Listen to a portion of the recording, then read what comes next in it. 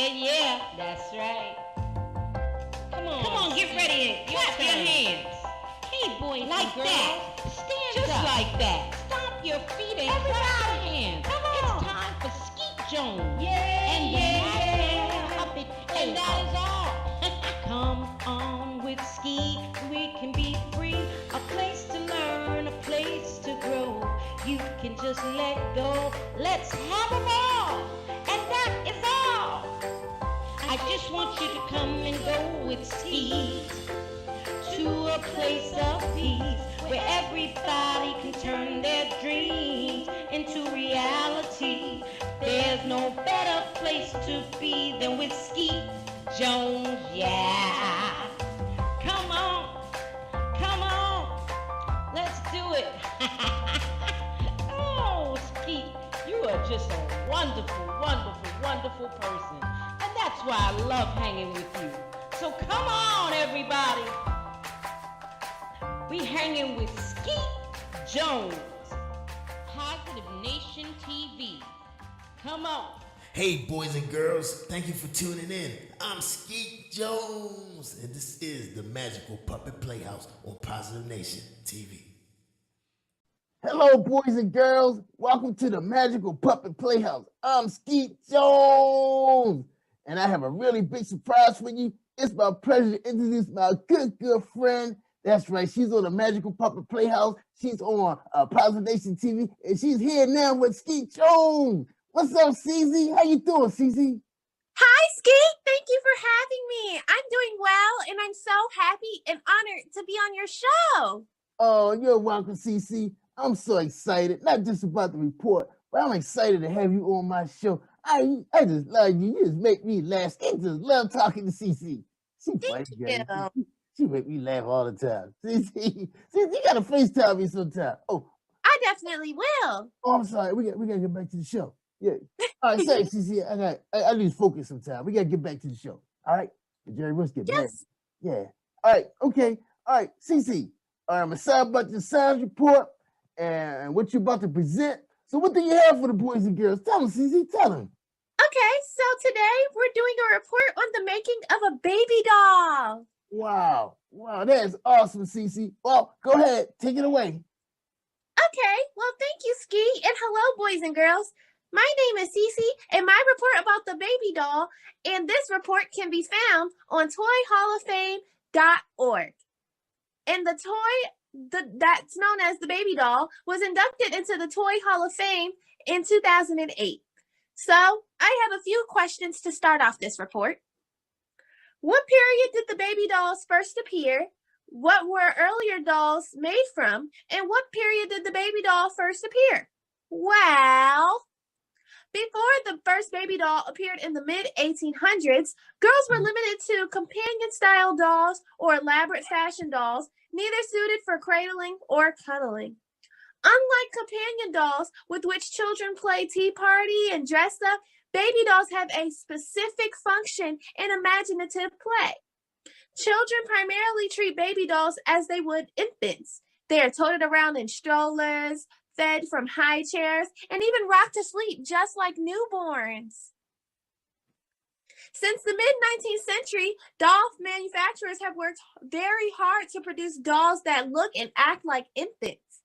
In 1922, doll designers even reached a new level of realism with the Bilo baby, which is a doll that is supposed to look like a 3-day-old newborn. Wow. The 1930s saw the proliferation of drinking wet dolls such as Betsy Wetsy and Tidy dolls. Nowadays, baby dolls come with so many functions that allow them to do things such as eat, crawl, play peekaboo, and even respond to a child's voice. Well, every baby doll, from the simplest version to even the most technologically advanced, serves a very special function in cultivating, nurturing, and parental roles in children, all while promoting open-ended active play. So, what were earlier dolls made from, you ask? Early dolls would have been made from materials such as cloth, clay, wood, and even leather. Dolls made of corn husk were used in harvest celebrations, and dolls were used in fertility practices and to teach children traditions. Nowadays, most homes with children will have dolls in some form, whether they're soft, cuddly rag dolls, realistic baby dolls, fashion dolls, or even superheroes. Well, thank you, boys and girls. That's the end of my report about the baby dolls. Oh, wow, Cece, that was great. Wow, you did a wonderful job on that report about the baby doll. Thank you for joining us on the Magical Puppet Playhouse. Thank you, Cece. Thank you, Skeet. I'm honored to be on the show. Bye, everyone. Yeah, we hope to have you back. All right, thank you, boys and girls, for joining us, and we see you next week. I'm Skeet Jones on the Magical Puppet Playhouse. So stay tuned for some storytelling, and we're going to have some rocking songs for you, too, to dance on, right, CZ? Yeah, you get to dance, y'all. All right, bye-bye, boys and girls. Bye-bye. See ya. See ya. All right, cut. Cut. I said cut. Cut. Come on, Skeet, stop. Cut. I hear Mimi barking. Mimi barking on my show. I know.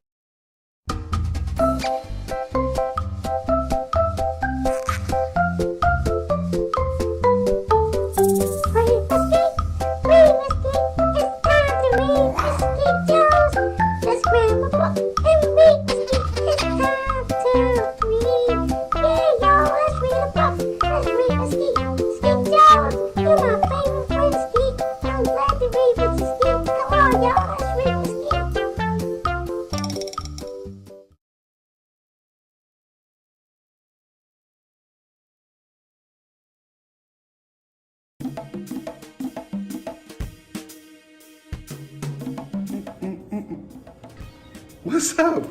How you doing? I hope you're having a great day. First of all, I want to send some positive energy your way. But before you leave, I just want you to sit down for a couple minutes and let me read this book that I wrote, called Smart Mouth. I really think that you will really appreciate the lesson in there. I mean, I know somebody has a smart mouth.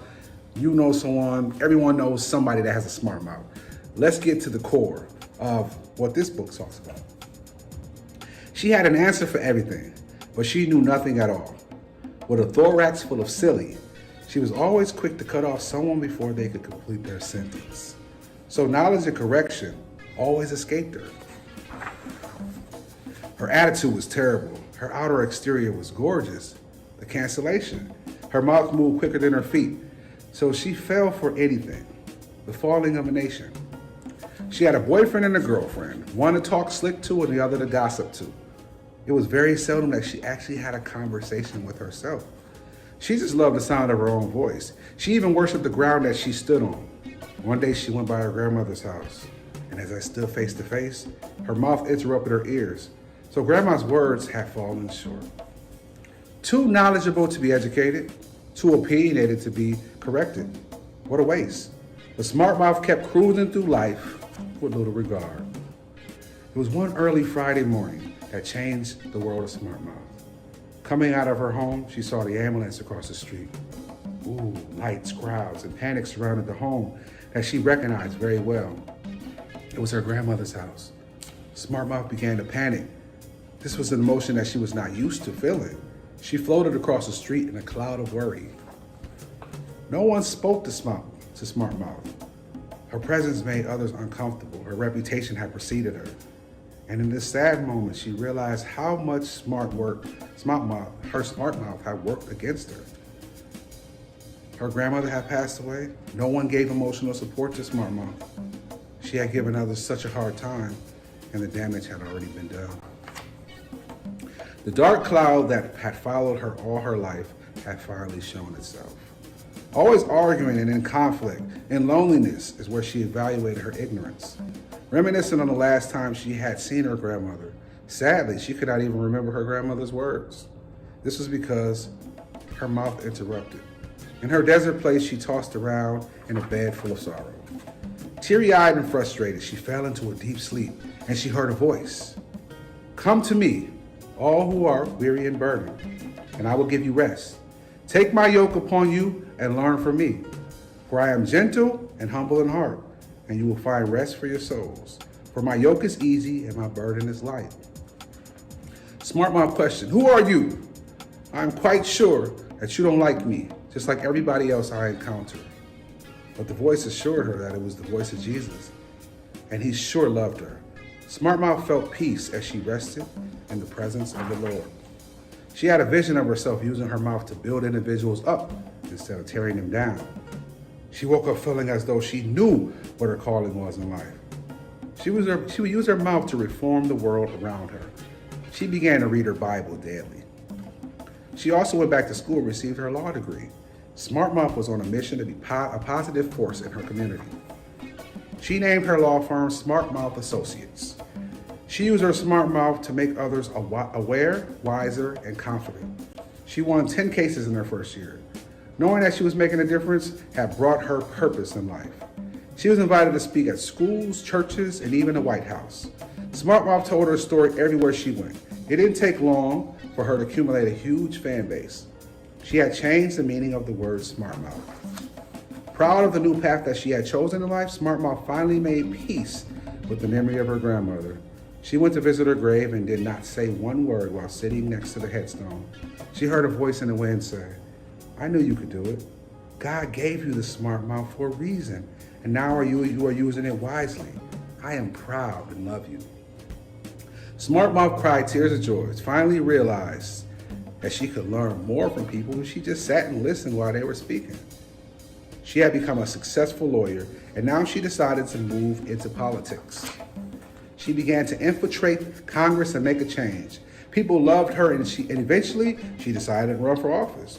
Smart Mouth got many powerful people to back her campaign, and she was overwhelmed to find that she had been nominated for president.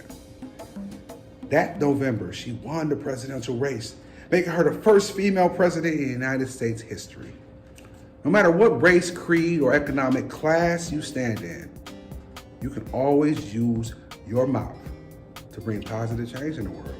I wrote this book to inspire the next world leaders, community activists, and more.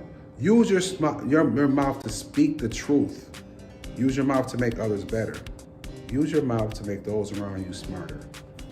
Be a Smart Mouth by Derek Spears. I hope you enjoyed that. Skeet, I hope you enjoyed that because it has a lot of good meaning. And that's what we're here on earth to do, to inspire others to be better people.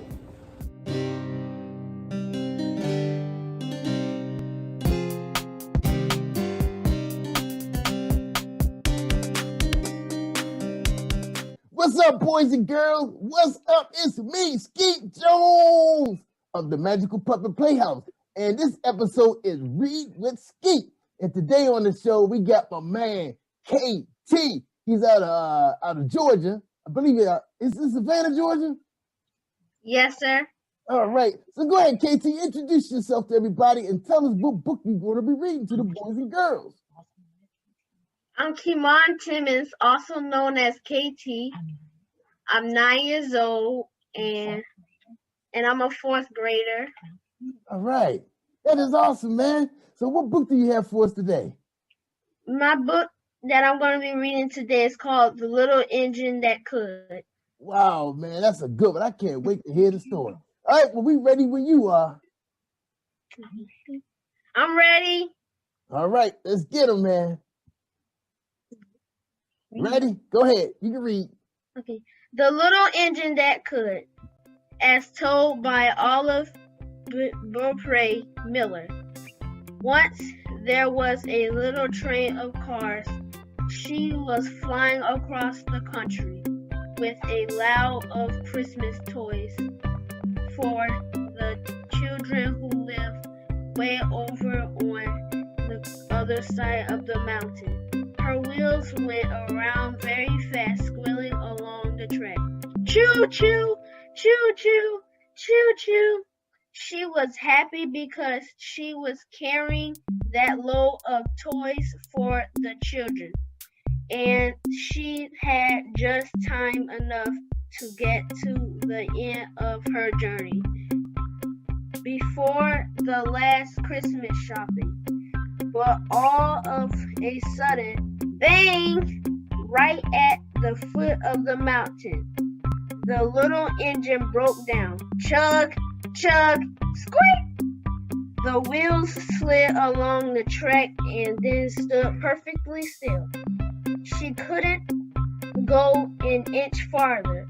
And how in the world could she ever get across the mountains now in time for the children's Christmas? Rag dolls, paper dolls, china dolls, little toy wagons and carts, doll houses and Noah's Arks, tops and bats and balls.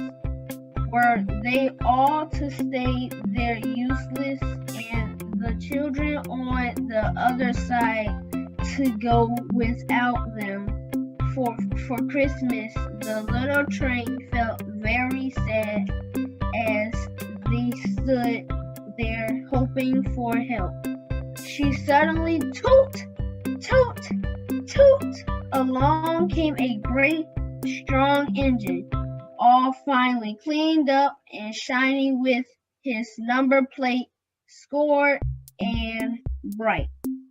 He had just finished his working of pulling a fine long passenger train with sleeping cars and dining cars. That was something to do. He was puffing and blowing with pride. "Oh, big engine," cried the train while her cars all joined in the chorus. "Will you please take us over the mountain? Our engine has broken down, and we're loaded with Christmas toys for the children on the other side. Will you help us? Help us! Help us!" But the great big passenger engine blew off steam with a shriek. He puffed himself up with pride. He made himself look very huge. "It's not my business," he roared, "to pull such a little nobody. I pull much finer trains with sleeping cars and a dining car. I can't be bothered with you." Puff, puff, ding dong, woohoo! And he switched himself round on a side track, past the poor little train of cars, and soon left her helpless far behind. Well, the little train of cars felt sad, but he should never left off hoping that someone would come to help her. Pretty soon, toot toot, along came a great strong freight engine. He had just pulled a freight train over the top of the mountain and was on his way back to the roundhouse to take a little rest. But the train was called to his engine to wow. Her cars all joined and in his chorus. "Oh, big engine, please will you take us over the mountain? Our engine has broken down and we're loaded with Christmas toys for the children. On the other side, will you help us? Help us, help us, help us!" But the big freight engine snorted. He snorted and puffed and puffed. He sent up out of the smokestack a shower of angry sparks. "I've done enough work for today." "Yes, sir," he hissed. "I'm off for a little rest." "I've done enough," said "Done enough. I've done enough and enough." And he switched himself round on the sidetrack past the poor little train of cars and soon left her helpless far behind. Well, the little train of cars now felt very, very, very sad. but she never left off hoping that someone would come to help her. Pretty soon, dragging along, there came slowly up the track a rusty, dusty, dangling engine, just about the size. The engine that had been pulling the train, this rusty, dusty, dangling engine, was sighing and moaning and grunting. He was rumbling and grumbling and groaning. But the little train called out while her cars all joined in the chorus. Oh, engine, engine, please will you take us over the mountain again? Our engine has broken down and we're loaded with Christmas toys for the children on the other side. Will you help us? Help us! Help us! Then the rusty, dusty, dangling engine groaned and grunted and grumbled. I never could pull you. I couldn't have it. Couldn't have the strength. No, no, I never could. I never could. I never could, and I never could, and I shouldn't have. And he dragged himself to ground on the sidetrack past the poor little train of cars, and soon left her helpless far behind. Well, the little train of cars now felt very, very, very sad, yet still she never stopped hoping that someone would come to help her. So after a long, long, long time, along came a little small engine. So very small it seemed useless to ask her for help. Yet she had one bright, lovely eye shining out in her head, and she was humming and hurrying, whistling and ringing. Her bell is the very way, so the little train cried out while her cars and all joined the chorus. Little engine, please, could you take us over the mountain?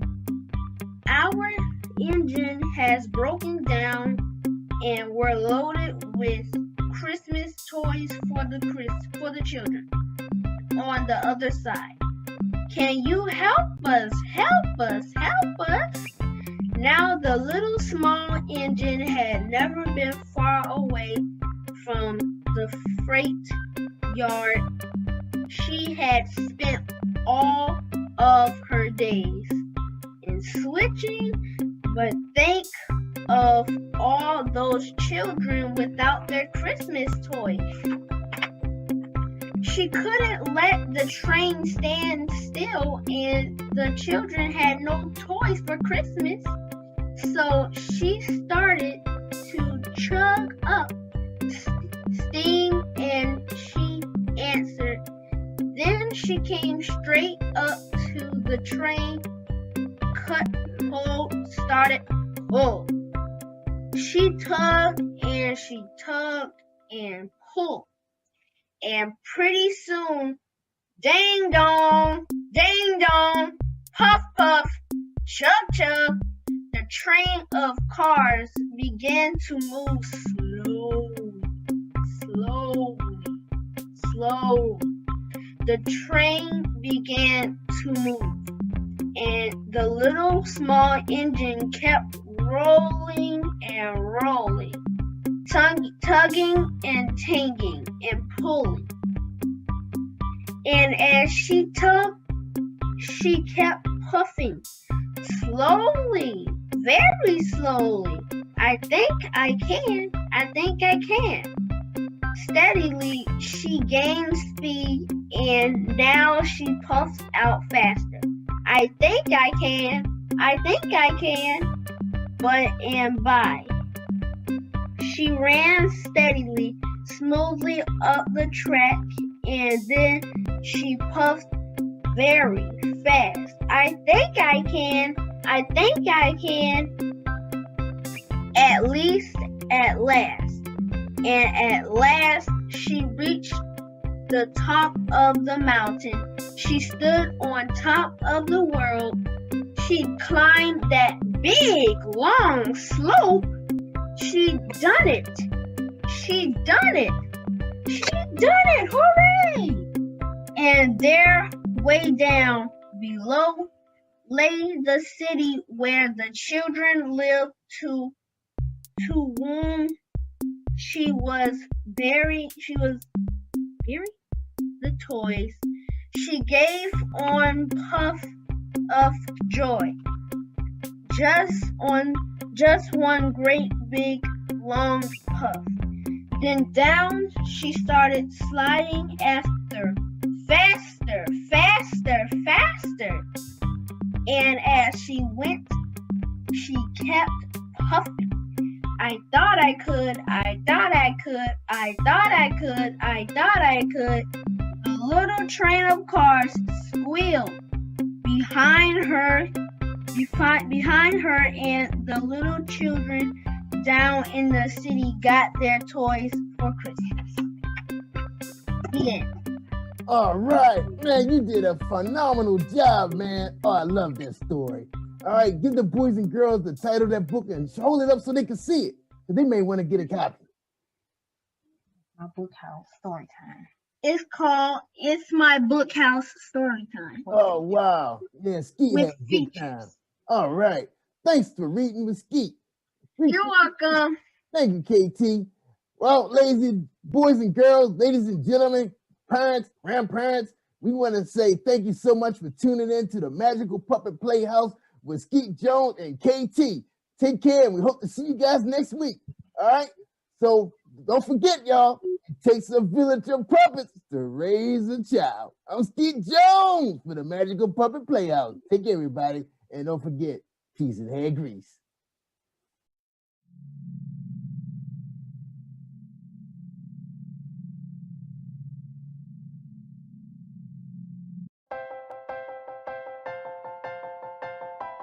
And yeah, that's right. Come on, get ready and clap your hands. Hey, boys, like that. Stand just up. Like that. Stomp your feet and clap your hands. Come on. It's time for Skeet Jones. And that is all. Come on with Skeet, we can be free.